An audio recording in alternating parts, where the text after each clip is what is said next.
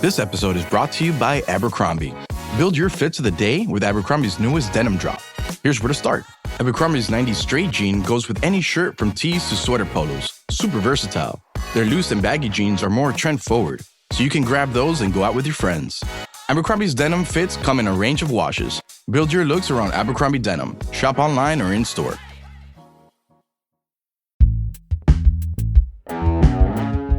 Today on CityCast Boise, local In-N-Out restaurants have been flipping burgers and opinions for months now. Is it a must-visit for burger lovers or just another traffic nightmare served animal style? With the new Nampa location opening, we're revisiting our debate with a local devotee to see whether we're still feasting or is the hype overcooked. It's Tuesday, February 4th. I'm Lindsay Van Allen, and this is what Boise's talking about. Boise resident Matthew Melton is with me today. He's a local comedian, actor, and podcaster, and a fan of In-N-Out. Thanks for coming on the show, Matthew. Hi, thank you for having me, Lindsay. Good to be here. All right, let's just jump into the controversy. Let's just do it. So, Matthew, what do you like about In-N-Out? So I should probably preface all of this as I'm a Boise local. I was not born in Idaho. I was born in California. I came here at the ripe old age of 3 to spread my California liberal agenda as a toddler, to take your jobs and all of that. But the very first time, I should say in full disclosure, I had In-N-Out when I lived in LA. I lived in LA for a few years. So I'm not coming from this as like, I just tried it for the first time as a Boisean and it's great. I knew I was going to like it before I came here, but that's, I think, why I'm here to defend it to maybe folks who maybe think it's overhyped or whatnot. So yeah, it's been a few years now. I've been waiting patiently for it to come to Idaho, and it has now, and I'm very excited. I'm here to spread the good word. Okay, I mean, this might be, I don't know, maybe it's in your blood because you were born in California. We can't rule that out completely. But Californians love In-N-Out, love it. I would even, I know this is going to be controversial, probably we're going to get hate, borderline a cult for some people, but we have had a huge influx of Californians moving to Idaho, especially since 2020. Do you think that that's been what has led to this wave of In-N-Out locations being built and announced and, kind of the hype around it?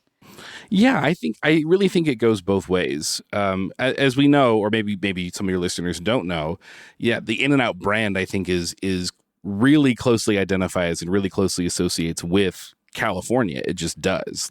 And of course, obviously that's a difficult topic here in Idaho. We can speak volumes on sort of anti-California, anti-migration, the state is full, don't come here kind of thing. And I can't help but wonder if a lot of the sort of blowback on all of that, there's something to that, maybe. I would say investigate that a little bit. If you're like, oh, hey, Californians shouldn't be coming here, that's why I don't like In-N-Out. Have you tried it? Maybe you'll like it. Maybe there's a reason it's popular. Well, and that's definitely something I wanted to touch on, that I wonder too if definitely some people hype it a lot. And, if you love In-N-Out that much, I'm glad you have something you love that much. But I also think some of the hate is, some of the frustration with changing demographics in our state, you never should just find a Californian and, rant at them about what's going on. But In-N-Out is kind of this, like you said, it's very California coded. And so that might be a more safe place to, instead of saying people are mad at other people, oh, look at In-N-Out, they're changing our state, they're changing Idaho. I think that, do you think that may be a safer way where people are expressing their frustration? I do wonder if it is a little bit of a dog whistle, right? It's safe to say, oh, I'm over In-N-Out, when really it's I'm over change as a general concept, or growth, or all of these things that, in my opinion, get unfairly prescribed to people moving here and whatever. But yeah, I wonder if there's some of that. But yeah, I would challenge those folks to hey, go try it. You might like it. Set all that other stuff aside. And you're from Boise and you like In-N-Out. So do you think it's something other people in the Treasure Valley are enjoying too, despite maybe the public face of, we just don't like it, we don't want it here? Well, they must be, right? I don't live over there, but I work over there kind of close to the village. And anytime you go by, there's a huge line of cars in that weird little parking lot section of the village that was aspirationally put there for something, and now is being used as an In-N-Out line. And, you know, we all saw the Instagrams and the TikToks from the first day. You know, people were out there for like, some people said like 8 hours just so they could say they had In-N-Out for the very first day. And like, I'm not here to defend that behavior, but also like, just because I don't want to do it doesn't mean it's not worth doing. I'm also not, you know, waking up in the middle of the night to buy a bib for Roby Creek either. You know, like just because I'm not doing that doesn't mean it's not fun for other people, and I'm not going to tell them they can't.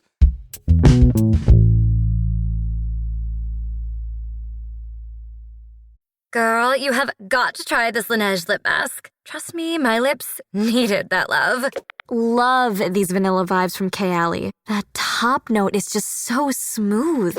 Smooth and stunning. That's what you get with this K18 hair mask. Those brands everybody's talking about, they're at Sephora. Discover the hype with the hottest names in beauty, including Laneige, Kayali, K18, and Rare Beauty. Only at Sephora. Okay, Matthew. Now, I really want to get into the food, not to yuck other people's yums, but I do have feelings about it. Sure. And honestly, that is my biggest hang up with In-N-Out. Okay, so you've had it. You actually have. I've had it. Yes. Okay. Yes. I've had it several times. I just don't like it. So what's the scouting report? Give me specifics. What's going on? Let's start with the burger, because I have less feelings about the burger than the fries. I think the burger for the first 3 bites is delicious. Okay. It's a good burger. But that big old fat lettuce leaf on there, that they're like, we hand ripped it. Okay, but it's like wet. And now my bun is wet. And now everything has fallen apart. And I don't know if it's a texture thing, but if I'm having to like rebuild my burger the whole time I'm eating it, I'm over that. Do you have tips to keep the burger together for the entire length of time I want to eat it? So I'm going to guess, if falling apartness is an issue, have you ever had your burger animal style? You know, I don't know. I'll be honest. I don't know if I've ever had it animal style. Okay, because it's probably, if that is an issue for you, that's probably going to make it worse. But animal style is going to be grilled onions, pickles, and spread, which they're very coy about not identifying, but most folks reckon it's like mayonnaise, ketchup, and a sweet relish. It is going to make your burger a little messier. So I might say maybe skip the lettuce on your next burger, and maybe don't go animal style, or go the other way, eat it fork style. Just understand that you're eating like sort of a burger salad, and the texture thing may not be such a big deal. If the burger mess is maybe going to be a bummer, did you know you can order a grilled cheese at In-N-Out? No? What? Okay. You absolutely can. Okay, I'm listening. This is a secret menu thing. It's basically like just bun, or like whatever, and cheese, and you can put, pickle and whatever else on it. But that's an option too. If mess is an issue, get a grilled cheese sandwich. Okay, so Matthew, my other thing. Okay, here we go. I have so many feelings about the fries. I just hate them. I'm sorry. Like, they're just not good. They're not. I've tried. Like, they're both dry and oily, which like defies the laws of physics. I don't know how they do that. Right. So I just and they don't salt them. Like, so now I'm having to do work on my own fries that I just ordered to make them taste good. Like, I don't, if we're going to talk about California liberal plots, I feel like the fries are a California liberal plot. That's it. It's an affront to Idahoans everywhere, these potatoes. Yes, that's not Idaho values. My fries come salted. Okay, you're not alone. Full disclosure, I'm not a huge fan of the fries either. I always get the fries animal style as well. You can do both. So like my order when I go is a double, which is like a double cheeseburger, 2 cheese slices, and then animal style fries, which is cheese, grilled onions, and spread on the fries. Basically you're ordering like sort of like almost a poutine, like a cheese fry there. So like You're not really going to notice too much, about a subpar fry. It's going to mask a lot of that. What you can do next time you go, you can ask for your fries well done. And they'll crisp them up for you a little bit. They might get a little closer to where you want to be. You may still have to salt them yourself. I don't know how to help you there if they won't do it for you, but that is an option. And I guess that's my hang up with the fries is like, I've got to order it with all these other things on it. Like if I go to Wendy's, I don't have to have instructions for the fries. They're like, here's your fries, like go away. and they're salted and they're good in ketchup. I am open to trying it animal style. I just like when I'm looking for a classic fry, I'm so disappointed by In-N-Out's fries. That's fair. I'll give you that. I would say come to the animal style side. Give it a shot. Okay. You're eating it with a fork at that point. And then for me, that's like a different thing entirely. Like the burger and fries is classic, but like when I'm going to In-N-Out, I'm getting a burger and like this sort of fry fork experience. But it's a different thing. And I think you're going to probably like it a little better. Okay, so maybe this is about managing my expectations that I'm going to get a burger casserole and California style poutine. This is the experience I should be looking for. Now, if you want to talk burger casserole, this is on the not so secret menu on the In-N-Out menu as well. You can actually order your burger 3x3 or 4x4. So if a double is a 2x2, a 3x3 is 3 patties, 3 cheese slices. 4x4 is 4 of those, each of those. I have heard apocryphally that you can order up to a 10x10. I don't have the courage to go ask for that. I couldn't eat it if I did, but there's fun options with the not so secret and actual secret menu, which actually still does exist according to the internet. Well, and I do think that is something that is kind of a fun marketing thing. I don't know if they started it as a marketing thing or it just kind of grew into this hype. The idea of a secret menu, people love that. I remember with like Jamba Juice, they would have like secret combinations you could make when I was in high school. I don't know if that's dating me a whole bunch, but I used to love that. That felt like so fun. And so that is something I will give In-N-Out is the secret menu is that's just a fun thing. People love that. And I will say when I moved to LA for a few years doing the whole like acting thing. And it was kind of a lonely, kind of broke couple of years for sure. And the first time I had In-N-Out, I'll be honest, I didn't think it was any great shakes. But the more that I like lived there and the more it was available, sometimes I would just find myself being like, man, I could go for some In-N-Out right now.